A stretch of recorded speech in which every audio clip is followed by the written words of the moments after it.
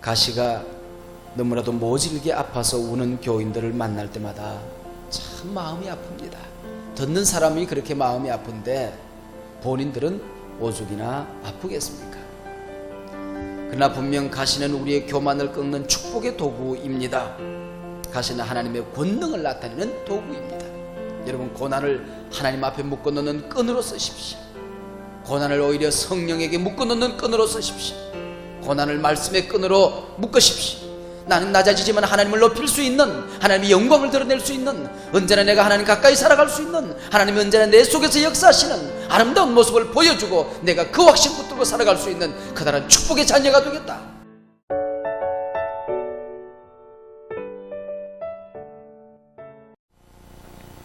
사도 바울의 약점이 무엇이었을까? 사도 바울의 가시가 무엇이었을까? 이 사람 저 사람들이 짐작을 하고 또 미루어 살펴서 주장하는 학설들이 있습니다. 어떤 사람들은 영적인 유혹이다 그렇게 주장을 했습니다. 사도 바울이 확신 있게 복음을 전했지만 인간이니만큼 내심 의심이 있었을 것이다. 그리고 남들이 알지 못하는 커다란 가책이 있었을 것이다. 그것이 평생 사도 바울을 괴롭혔을 것이다. 켈빈 같은 분은 그렇게 주장을 했습니다. 평생을 끈질기게 모질게 따라다니는 핍박이었을 것이다. 그렇게 루터 같은 사람은 주장을 했습니다. 외모 컴플렉스라고 주장하는 사람도 있습니다. 사도 바울이 남달리 못생겼던 모양입니다. 그래서 그것이 오히려 복음의 걸림돌이 되고 그것이 자기 마음속에 확신을 저해하고 있었을 것이다. 그렇게 주장하는 사람들이 있습니다. 육체적인 것이라고 보는 사람들도 있습니다. 두통이다, 관절이다, 안질이다 그렇게 주장하는 사람들이 있습니다. 안질이나 관절이나 두통 다 성경적인 근거를 찾아볼 수 있을 만큼 그렇게 사도 바울이 어떻게 보면 약점이 한둘이 아니었던 그런 사람이었던 것 같습니다.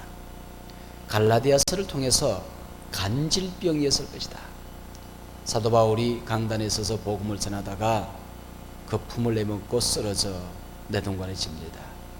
그때 그것이 하나님의 복음 선교사에게, 복음을 전하는 사람에게 얼마나 커다란 걸림돌이 되고 또 교우들에게 얼마나 큰 염려, 걱정, 근심거리가 되었는지, 아마 이것이 사도 바울의 커다란 약점, 사도 바울이 그렇게도 아파했던 가시가 아니겠느냐 그렇게 주장을 합니다. 우리 모두에게도 약점이 있을 수 있고 또 약점이 있습니다. 우리 모두에게도 고난이 있을 수 있고 고난이 있습니다. 남보기에는 멀쩡한데 속으로 앓는 어떤 고통, 그것을 오늘 본문은 가시라 그렇게 얘기를 하고 있습니다. 물론 가시 자체가 축복은 아니지요. 그러나 그 가시를 내게 지금 붙어있는 그 약점을 어떻게 받아들이느냐, 그 약점을 받아들이는 태도 여하에 따라서 얼마든지 축복으로 바꾸어 쓸 수 있다 하는 것입니다. 우리 믿음의 사람들은 고난을 은혜로 바꾸는 사람들입니다. 약점을 장점으로 바꾸는 사람들입니다. 우리에게 주어진 약점, 바울에게는 정말 모진 심각한 약점이 있었습니다. 자, 우리 같이 한번 읽겠습니다. 바울에게는, 우리 첫 달라 다 찾으시고요. 바울에게는 시작.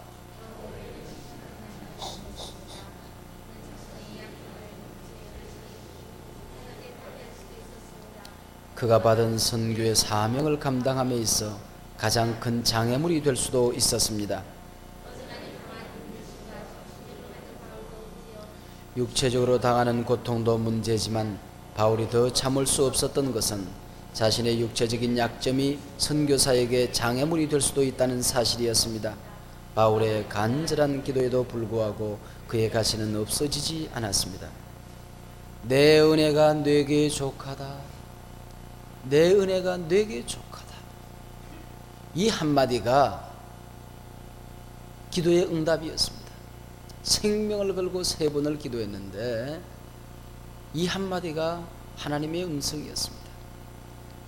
그것도 귀에다 대고 하나님께서 내 은혜가 네게 족하다 하고 쩌렁쩌렁하게 말씀하셨다라고 하면 모르지만 또 하늘에서 갑자기 구름이 갈라지면서 내 앞에 주님이 우뚝 나타나시더니 빛난 영광의 얼굴을 하고 더 사도 바울 얼굴을 살피더니 내 은혜가 네게 족하다 그렇게 주님께서 말씀하시고 갑자기 뿅 사라진다고 하면 이게 뭐가 붙들겠는데, 그냥 기도하는데 이게 내 마음속에 와서 내 은혜가 네게 족하다 그러고 썩 지나간단 말이에요. 얼마나 사도 바울이 답답했겠습니까? 몸이 아픈 것이 문제가 아니고 마음이 아플 때가 있습니다. 내가 과거에 뭐가 잘못해서 그렇게 했거니 그렇게 느낄 때가 있죠. 고난에 대한 그릇된 견해들이 우리에게 있을 수 있어요. 과거의 죄 때문에 내가 고난당한다 그렇게 생각하는 사람들이 있습니다. 여러분, 고난이라고 하는 것은 반드시 우리의 과거 죄 때문에 그런 것은 아닙니다. 고난을 통하여 우리가 하나님 앞에 우리 영혼이 맑아질 수 있고, 고난을 통하여 우리가 쌓아두었던 죄를 발견하고 하나님 앞에 회개할 수 있다고 하면 더할 나위 없는 커다란 축복이겠지요. 그러나 반드시 그것 때문에 고난이 온 것은 아닙니다. 만약에 그렇게 생각하면 몸이 아픈 건 문제가 아니고 마음이 아픈 것입니다. 이거 저주받아서 그런 것 아닌가, 하나님 앞에 내가 잘못 살아서 그런 것 아닌가 하는 생각 때문에 아픈 것보다 마음이 더 아파 오게 되는 겁니다. 또 모든 고난을 사탄 때문이라고 생각하는 것도 잘못된 견해입니다. 고난을 영적인 실패로 생각하는 사람들이 있습니다. 내가 환경적인 실패, 육체적인 약점을 영적인 실패로 생각하는 사람들이 있어요. 하나님이 나를 떠나서 그런 것 아닌가, 정말 하나님이 나를 사랑하는데도, 하나님이 내 곁에 계신데도, 하나님이 내 기도에 응답해 주시는 분임에 분명함에도 불구하고 이런 아픈 약점들이 내게 그대로 머물러 있더란 말인가, 이것 때문에 마음이 아파오는 것입니다. 고난을 무가치한 것으로 생각하는 어리석은 사람들도 있습니다. 고난 자체가 무조건 불행이라고 생각하는 사람들도 있습니다. 아닙니다. 비성경적인 생각들입니다. 문제가 아니고 루즈벨트의 말처럼 문제를 문제시하는 그것이 문제입니다. 가시는 누구에게나 있을 수 있습니다. 있습니다. 가시가 너무나도 모질게 아파서 우는 교인들을 만날 때마다 참 마음이 아픕니다. 듣는 사람이 그렇게 마음이 아픈데 본인들은 오죽이나 아프겠습니까? 그러나 분명 가시는 우리의 교만을 꺾는 축복의 도구입니다. 가시는 하나님의 권능을 나타내는 도구입니다. 가시는 내가 겸손할 수 있고, 내가 영적으로 커다랗게 축복받을 수 있고, 가시를 통하여 내가 겸손하고 가시를 통하여 하나님의 권능을 체험하고 날마다 새롭게 하나님의 사랑에 근접할 수 있는 축복의 도구, 능력의 도구가 될 수 있습니다. 가시를 긍정적으로 받아들일 줄 알아야 됩니다. 그럼에도 불구하고 사도 바울은 어느 누구보다도 강한 사람이 되었습니다. 참으로 겸손한 사람이 강한 사람입니다. 나는 약하지만 내가 약할 때 하나님이 내게 역사하시는 강력한 능력을 체험하고 살아가는 사람이 바로 사도 바울이었습니다. 우리 두 번째 단락 우리 진지하게 한번 읽어보겠습니다. 여자분들만 한번 읽으면 좋겠습니다. 속도를 맞추어서 조금 천천히, 보통 사람 같았으면 다 같이 시작.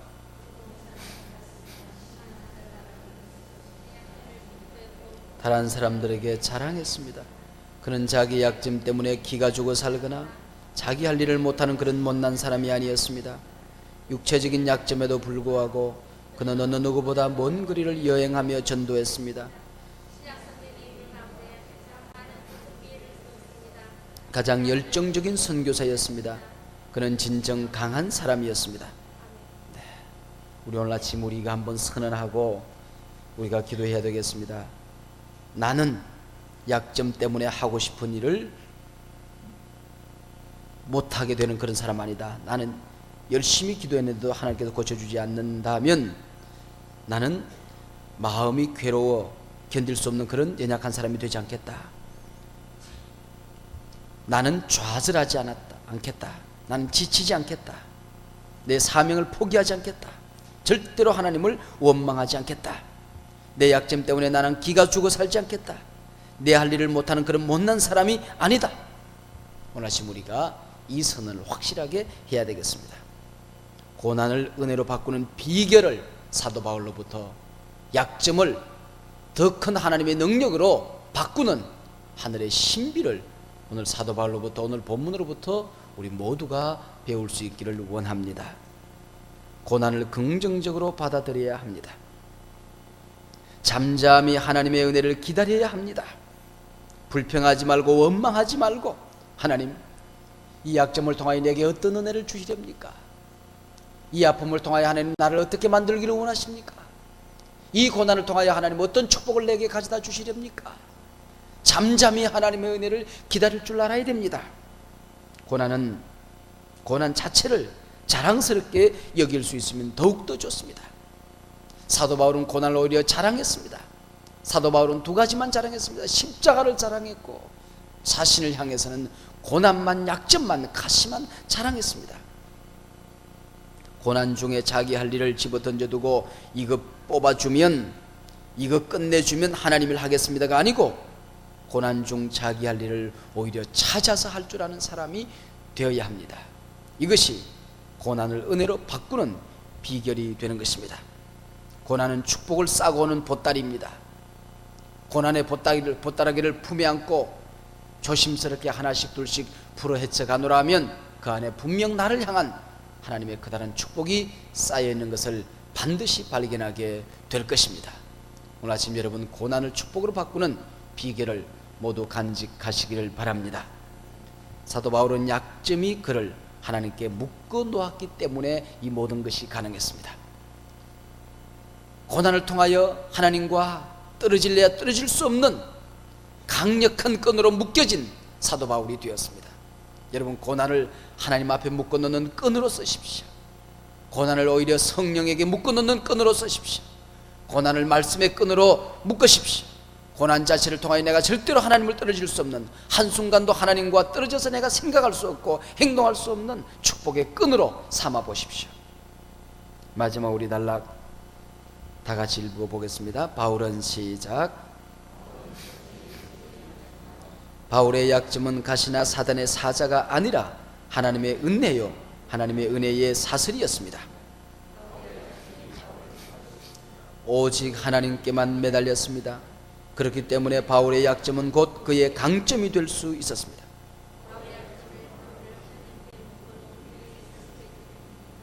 자신의 약점 때문에 좌절하고 낙심하고 하나님을 원망하는 사람은 자신의 약점을 사단의 사자로 만드는 것입니다.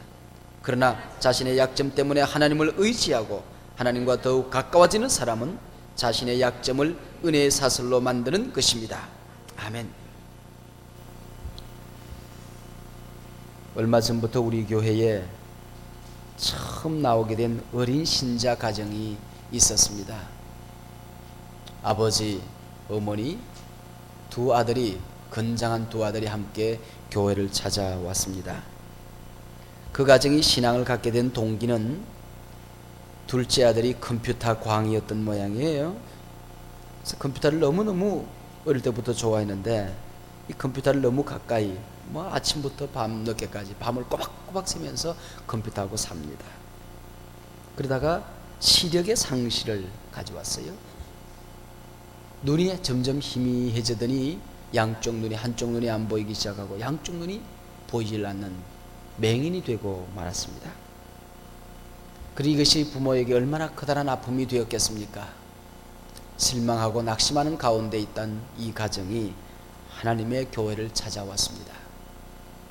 우리 교회까지 그렇게 가까운 거리가 아닌데 온 가족이 교회에 찾아와서 등록을 하고 우리 교회 한 가족이 되어서 살아가고 있었습니다. 이 부모에게 있어서 유일한 희망은 큰아들이었습니다. 큰아들은 나름대로 똑똑했고 또 아버지의 사업을 잘 도와주어서 아버지에게 커다란 힘이 되었습니다. 둘째 아들은 이렇게 맹인이 되었지만 이 큰아들이 돈을 잘 벌면 작은아들 살릴 수 있을 것이고 작은아들 도와줄 수 있을 것이고 또 늙어막하게 부모들을 잘 보호해 주리라, 그렇게 생각을 했습니다. 사업을 하는 분인데 청구에, 우리 청구라는 기업체가 있죠. 청구에 납품을 하는 그런 기업체를 가지고 있었는데 청구가 쓰러지면서 돈을 많이 손해보게 되었습니다. 이 일로 인해서 아버지는 낙심을 했는지 교회 나오기를 뜸했고 한참 동안 얼굴을 보지 못했습니다. 아버지가 낙심되어 있는 모습이 이 큰아들에게도 못내 아마 낙심이 되었던 모양입니다. 화가 났던지 아버지의 일을 돕다가 친구 둘을 차에 태워서 한두 주일도 안 됐죠. 얼마 전에 눈이 푹 많이 온 바로 그날에 동해안으로 친구와 함께 놀러 가기 위해서 설악산으로 가는지 영동고속도의 도로에 한밤에 몸을 싣고 달리고 있었습니다.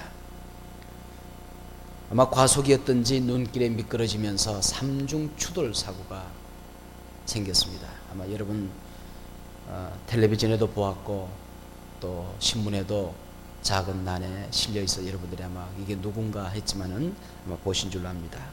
그 일로 인해서 이 차를 몰던 이 맏아들은 장남은 그 자리에서 죽고 말았습니다. 그리고 옆에 있던 한 친구는 팔이 부러졌고 뒤에 앉아있던 친구는 허리가 부러져서 하체 마비가 왔습니다. 여러분, 이런 아픈 일들이 멀리만 있는 것이 아니고 이렇게 가까이, 우리 아주 가까이, 바로 우리 교회 안에도 이런 커다란 아픔이 있습니다. 여러분, 이해가 되겠습니까? 처음 교회 나온 사람이 이런 아픔을 가지고 이제 이 아픔을 믿음으로 이겨보려고 마지막 붙들 수 있는 것은 하나님밖에 없는 줄 알고 하나님 전에 찾아왔는데 하나님 앞에 찾아 나온 결과가 사업의 어려움, 그리고 마지막 희망이었다고 생각했던 이 맏아들의 죽음, 이 어린 신앙을 가졌던, 오랜 신앙을 가졌다고 하면, 그들이 말씀이 깊이 뿌리를 내린 사람이라고 하면, 하나님 앞에 새벽 예배 나와서 그래도 하루라도 새벽 예배라도 해본 사람이라고 하면 그거 붙들고 이겨보겠는데, 처음 교회 나와서 이제 주일날 아침 겨우 나와서 하나님 말씀 듣고 힘이 되고 용기가 되어서 하나님 의지하고 살아야지 하고 결단한 그 순간에 이런 커다란 어려움을 당했는데, 여러분 납득이 되고 이해가 되겠습니까? 여러분, 이런 일들이 우리 앞에 있더란 말입니다. 스탠포드 대학이라고 하는 아주 명문 대학이 미국에 있습니다. 수재들을 많이 낳은 그런 대학이죠. 이 스탠포드 대학은 미 상원 의원이었던 스탠포드 씨가 세운 대학입니다. 스탠포드에게 아주 똑똑한 외아들이 하나 있었습니다. 어릴 때부터 천재니 영재니 하는 소리는 혼자 듣던 아들이었습니다. 외아들이 무럭무럭 자라고 있는데 이 아들이 얼마나 큰 희망이 되었는지, 뭐 가는 곳곳마다 1등이고 수석이고 못하는 게 없이 만능 탤런트입니다. 어느 날 이 아들이 소리를 지르고 쓰러지더니 병명도 모른 채 죽고 말았습니다. 스탠포드 의원에게 얼마나 큰 낙심이 되었던지, 살고 싶은 마음이 없었습니다. 죽고 싶은 마음밖에 없었습니다. 절망의 절망이었습니다. 앞이 보이질 않았습니다. 하나님 앞에 기도하는 가운데에 마음에 조그마한 확신을 갖게 되었습니다. 종아 아들아, 하나의 똑똑한 아들이 아니라, 한 명의 똑똑한 아들이 아니라 이 땅에 많은 똑똑한 아들을 네가 양육하기를 원하노라. 이 확신을 가지고 그가 가지고 있던 모든 재산을 다 들어서 대학을 세웠습니다. 그리하여 내가 한 아들에게 집중해서 생애를 걸을 뻔했는데 이 땅에 있는, 전 세계에 있는 수많은 똑똑한 아들을 양육하는 아버지가 될 수 있었다. 그의 마지막 하나님 앞에 감사의 말입니다. 그래서 대학을 세워서 지금까지도 미국의 수많은, 세계 수많은 똑똑한 젊은이들을 만들어내는 대학의 설립자가 된 것 아니겠습니까? 여러분, 우리에게 약점이 있습니다. 고난이 있습니다. 그것을 강점으로 승리의 축복의 도구로 바꿀 수 있기를 바랍니다. 그걸로 말미암아 절망하지 않겠다. 약점으로 말미암아 비굴하지 않겠다. 내 사명을 감당함에 있어서 걸림돌이 되지 않게 하겠다. 오히려 내가 겸손해질 수 있는, 영적인 커다란 복을 누릴 수 있는, 하나님의 사명을 오히려 잘 감당할 수 있는, 내가 약할 때 오히려 내게 강하게 역사하시는 주님을 만방에 드러낼 수 있는, 나는 낮아지지만 하나님을 높일 수 있는, 하나님의 영광을 드러낼 수 있는, 언제나 내가 하나님 가까이 살아갈 수 있는, 하나님이 언제나 내 속에서 역사하시는 아름다운 모습을 보여주고 내가 그 확신 붙들고 살아갈 수 있는 그다란 축복의 자녀가 되겠다. 하나님 앞에 섰을 때에 이 약점으로 말미암아 하나님, 나는 이런 사람이 될 수 있었습니다. 이 약점에도 불구하고 나는 절망하지 않았습니다. 이 약점을 통해 하나님께 영광을 드러냈습니다. 이 약점을 통하여 하나님의 선교 사역을 힘있게 감당했습니다. 이 약점을 통하여 주님의 몸된 길을 이렇게 아름답게 감당했습니다. 자신 있게 주님 앞에 말할 수 있는, 모든 사람들에게 간증할 수 있는 복된 여러분들 되시기를 바랍니다. 영안이 열려져서 이 모든 것들을 바라볼 수 있기를 바랍니다. 하나님, 여러분을 향한 하나님의 분명한 뜻을 확인할 수 있는 복된 아침이 되시기를 주님의 이름으로 부탁합니다.